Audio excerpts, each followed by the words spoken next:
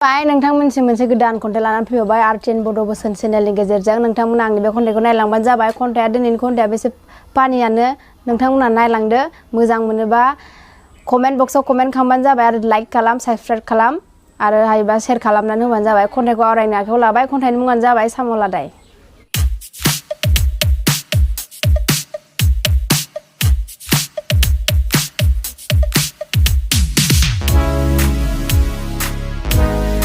खन्थाइनि मुङानो जाबाय साम' लादाय।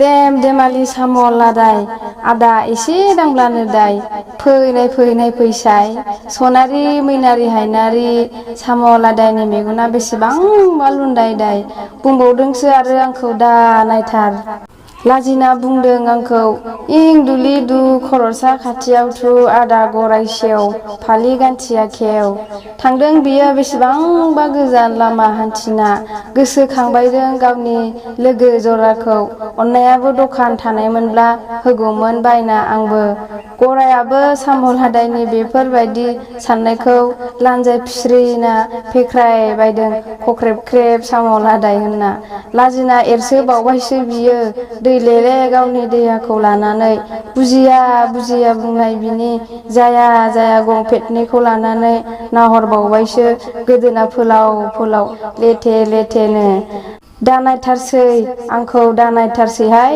नागिरबावबायसो बियो थालिर बिफां बिज्लाब बिज्लाब मानखोनो गावनि गेग्रेब ग्रेब देहाखौ गोजौआव नायखोना सानहाबलायथारदों आंबो गरायफोर बायदि खारनो थाबायनो हानायमोनब्ला बेसे मोजां जागौमोन जाथारगौमोनहाय खाफाल आंनि मोनदि जिउआनो आंनि खाना। एसेनोसै आंनि खन्थाइया। गोजोन्थों।